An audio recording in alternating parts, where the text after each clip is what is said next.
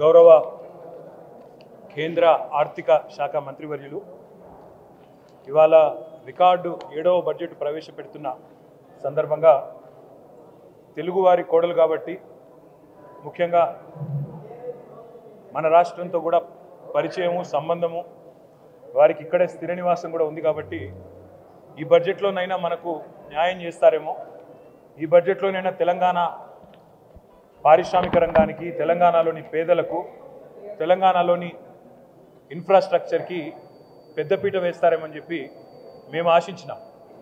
కానీ దురదృష్టం ఇవాళ 48,21,000 కోట్లతో బడ్జెట్ పెట్టినప్పటికీ అందులో పెద్ద ఎత్తున కొన్ని రాష్ట్రాలకు పెద్దపీట వేసినప్పటికీ తెలంగాణ ప్రస్తావన మాత్రం లేకపోవడం అనేది నిజంగా కూడా బాధాకరం, శోచనీయం. తెలంగాణలో 4 బీజేపీ ఎంపీలు గతంలో ఉంటే ఇవాళ తెలంగాణ ప్రజలు ఆ సంఖ్యను రెట్టింపు చేసినారు, 8 మందిని గెలిపించారు. అయినప్పటికీ 8 రూపాయలు కూడా కేంద్ర ప్రభుత్వం ఈ బడ్జెట్లో ఇవ్వకపోవడం అనేది నిజంగా బాధాకరం, తీవ్రంగా కూడా తెలంగాణ ప్రజలందరినీ కూడా విస్మయపరిచిన అంశం. తెలంగాణ రాష్ట్రము తెలంగాణ ప్రజలు 8 పార్లమెంట్ స్థానాలు 35% ఓట్లు బీజేపీకి ఇచ్చిండ్రు. తెలంగాణ ప్రజలు ఎలాంటి వివక్ష బీజేపీ పట్ల చూపించలేదు. తెలంగాణ ప్రజల యొక్క నిర్ణయం వల్ల ఈరోజు నరేంద్ర మోడీ గారు ప్రధానమంత్రిగా కుర్చీలో కూర్చున్నారు. 8 సీట్లను తెలంగాణ రాష్ట్రం నుంచి గెలిపిస్తే కృతజ్ఞత చూపించాల్సిన బీజేపీ కేంద్ర ప్రభుత్వం నరేంద్ర మోడీ గారు తెలంగాణ పట్ల కక్షాపూరితంగా వ్యవహరించారు. ఎన్నికల కంటే ముందు నేను పదే చెప్పిన ఓట్లు సీట్లు మాత్రమే తెలంగాణ నుంచి కావాలి, కానీ తెలంగాణ ఆత్మగౌరవం పట్ల కేంద్ర ప్రభుత్వానికి ఎలాంటి పట్టింపు లేదు అని. ఈరోజు అదే విధంగా కేంద్ర ప్రభుత్వం వ్యవహరించింది. కేంద్ర మంత్రిగా ఉన్న కిషన్ రెడ్డి గారు ఈరోజు తెలంగాణ ప్రజలకు సమాధానం చెప్పాలి. బీజేపీ అధ్యక్షుడిగా నరేంద్ర మోడీ గారి మంత్రివర్గంలో యూనియన్ క్యాబినెట్ మినిస్టర్గా కిషన్ రెడ్డి గారు బాధ్యత వహించాలి. తెలంగాణకు జరిగిన అన్యాయానికి తెలంగాణ ప్రజలకు క్షమాపణ చెప్పి తక్షణమే మోడీ మంత్రివర్గం నుంచి తప్పుకోవాలి కిషన్ రెడ్డి గారు. ఒక ఆయన అమెరికాలో బాత్రూమ్లు కడిగేటాయన, ఇంకొక ఆయన గుంపు మేస్త్రి గోడలకు పెయింట్ వేస్ట్ ఆయన. ఇసొంటోళ్ళు తెలంగాణను పాలిస్తే ఇంతకంటే మంచి మాటలు ఏమొస్తాయన్నా? ఇంతకంటే మంచి మాటలు ఎక్స్పెక్ట్ చేయడం అనేది తెలంగాణ సమాజానికి దురదృష్టకరం. I'm straightly asking only under 2 heads. మీరు Telangana budget at glance page number Bhatti గారు వినండి. మీరు ఇచ్చినటువంటి తెలంగాణ బడ్జెట్ ఎట్ గ్లాన్స్ అని రాసిన దాంట్లో మీరు రాసిన అక్షరాలే చదువుతా ఉన్నా. State share in central taxes 26,216 కోట్లు. ఇది గాడిద గుడ్డ అవుతుందా? బట్టి and mister Revanth should answer it. ఇంకొక హెడ్డింగ్ గ్రాంట్ ఇన్ ఎయిడ్ అని చెప్పిండ్రు. 21,636 కోట్లు వచ్చింది గ్రాంట్ ఇన్ ఎయిడ్ కింద అని చెప్పారు. ఆంధ్రప్రదేశ్కి ఇచ్చింది ఎంత? 15,000 కోట్ల లేదా మీరు చెప్తా ఉంది. మళ్ళీ ఇది గాడిద గుడ్డ అవుతుందా? ఒకసారి చెప్పాలి. ఆలోచన లేని మాటలు, అర్థరహితమైనటువంటి మాటలు. కేసీఆర్ ముఖ్యమంత్రిగా, బట్టి ప్రతిపక్ష నాయకుడిగా ప్రతిరోజు అసెంబ్లీలో బీజేపీని ఎట్లా తిట్టిరో ఇవాళ కుర్చీలు మార్చుకొని బట్టి అటు కూర్చొని కేసీఆర్ ఇటు కూర్చొని కూడా కేంద్రం ఏమి ఇస్తలేదు, గాడిద ఇచ్చింది. ఆయన ఏదో అన్నాడు. ఇంకా రేవంత్ రెడ్డి నిన్న నిధులు వచ్చుడో ఇద్దరు చచ్చుడో. జల్దీ రాండ్రి అన్న, నువ్వు కేటీఆర్ వస్తాడా, నువ్వు హరీష్ వస్తావా, నువ్వు కేసీఆర్ వస్తారా, ఇద్దరు రాండ్రి. ఒకవేళ మేము నిధులు ఇచ్చింది నిజమైతే జంతర్ మంతర్ దగ్గరికి వచ్చి ముక్కు నాలుకకి రాసిపోండి. లేదా మేము నిధులు ఇవ్వలేదు అయితే జంతర్ మంతర్ దగ్గరికి వచ్చి ధర్నా చేయండి. మీ దగ్గర ఇందిరా పార్క్ దగ్గర లేక పోలీసు వాళ్ళని పెట్టి ఎత్తుకపోము. మొత్తం రక్షణ ఇస్తాం, వెనకాల బాత్రూములు ఇస్తాం, పొద్దుగాలు ఇడ్లీలు ఇస్తాం, మధ్యాహ్నం గ్లూకోజులు ఇస్తాం. అవి తినుకుంటే మీకు చేతనైన రోజులు జంతర్ మంతర్ దగ్గర ధర్నా చేయండి. ఎందుకంటే నువ్వు అన్నావు కదా కేసీఆర్ వస్తే నేను వస్తా అని. కేసీఆర్ వెనకటికి జంతర్ మంతర్ దగ్గర ధర్నా ఎట్లా చేసిండో రేవంత్ రెడ్డి గారు, మీరు కూడా అట్లే చేసేందుకు రండి.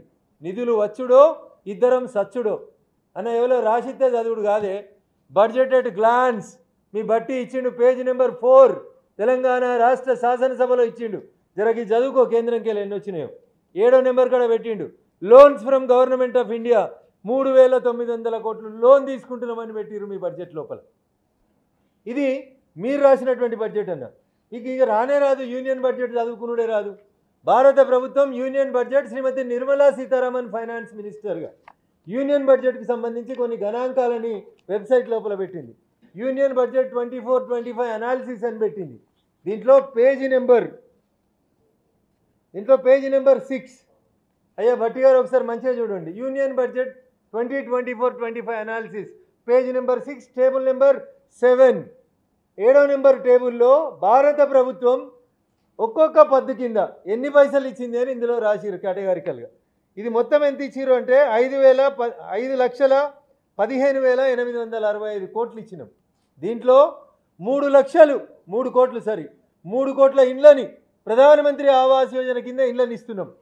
మీరు ప్రధానమంత్రి ఆవాస్ యోజన కింద ఇచ్చిన ఇండ్లని తీసుకుపోయి ఇందిరమ్మ ఇండ్లని పేరు మార్చి కడుతుండ్రా కడతలేరా? మేము ఇస్తున్నటువంటి పైసల్ని ఇందిరమ్మ ఇళ్లకు యాడ్ చేస్తున్నారా లేదా? Revanth Reddy should answer it. ప్రధానమంత్రి సడక్ యోజన కింద భారతదేశం మొత్తం 25,000 గ్రామ పంచాయతీలకి కొత్తగా ప్రధానమంత్రి సడక్ యోజన కింద మేము లోన్లు ఇస్తాం. ప్రభుత్వం రోడ్లు వేయబోతా ఉంది. దాంట్లో తెలంగాణ వాటా ఉందా లేదా రేవంత్ రెడ్డి గారు చెప్పాలి. అదే రకంగా ఇంకా చెప్పుకుంటూ పోవాలనుకుంటే వారు చెప్తున్నటువంటి ఏదో బీమా చేస్తాం, ఆరోగ్యశ్రీని 10 లక్షలు పెంచుతామని చెప్పారు. ఏడికేళ్ళు పెంచుతారు? The central government it self made Ayushman Bharat and increased it to 10 lakhs. మేము ఇచ్చినటువంటి ఆయుష్మాన్ భారత్ 10 లక్షలనే తీసుకుపోయి మళ్ళీ మీరు అక్కడ ఆరోగ్యశ్రీ కింద పేరు మార్చి చెప్పుకునే ప్రయత్నం తప్ప you have not allocated a single paisa. ఇంకా దరిద్రం ఏంటంటే బడ్జెట్లో మైనార్టీల పండుగలకి 33 కోట్ల రూపాయలు ఇస్తాడు బట్టి గారు. మైనార్టీల పండుగలకి 33 కోట్ల రూపాయలు ఇచ్చినటువంటి బట్టి అండ్ రేవంత్ ఎందుకు హిందువుల పండుగలకు 1 రూపాయి ఇవ్వలేదు?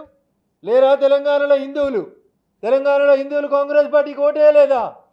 ఇదేనా మీ రాజనీతి? మైనార్టీల పండుగలకి 33 కోట్ల బడ్జెట్ అలొకేషన్ని ఏ రకంగా చేస్తావు? Is this called secular mister బట్టి? ఇదేనా ఒక మతాన్ని ఎంకరేజ్ చేయడం? మైనార్టీలకు పైసలు ఇచ్చి మెజార్టీలని వంచడమే మీ సెక్యులరిజమా కాంగ్రెస్ పార్టీ? संविधान खतरे में, किधर खतरे में? माइनॉरिटियों को पैसा दिए तो संविधान अच्छा है, हिंदुओं को पैसा दिए तो माइनॉरिटी खतरा में बोलना समझ रहा क्या बट्टी आप? This is very unfortunate on the part of the finance minister of Telangana. So మా ఎంపీ గారికి ఒక అపాయింట్మెంట్ ఉంది, అందుకని వారు వెళ్తున్నారు, దయచేసి ఏమనుకోవద్దు. Is leaving. So coming to the other issues, Revanth Reddy garu మాట్లాడుతూ ఉన్నారు నిన్న చాలా విషయాలు. నేను మూసీ కోసం 1,00,000 కోట్లు అడిగినా, నేను సూటిగా అడుగుతున్నా రేవంత్ రెడ్డి గారు, తెలంగాణ ముఖ్యమంత్రి గారు, కాంగ్రెస్ ప్రభుత్వం కాళేశ్వరానికి 1,00,000 కోట్లు కావాలని కేసీఆర్ ఎట్లయితే డిపిఆర్లు ఇవ్వకుండా కేంద్ర ప్రభుత్వాన్ని బదనాం చేసిండో అట్లే ఈరోజు రేవంత్ రెడ్డి 1,00,000 కోట్లు కావాలంటాడు. The day when he started Musi ప్రక్షాళన అని మాట్లాడిన రోజు రేవంత్ రెడ్డి గారి నోట్లోంచి వచ్చిన మాటలు 50,000 కోట్లు అయితే సరిపోతాయో అన్నాడు. 3 నెలలు దాటిన తర్వాత రేవంత్ రెడ్డి గారి నోట్లకేలు వచ్చిన మాటలు మూసీ ప్రక్షాళనకి 70,000 కోట్లు కావాలని అడుగుతున్నాడు.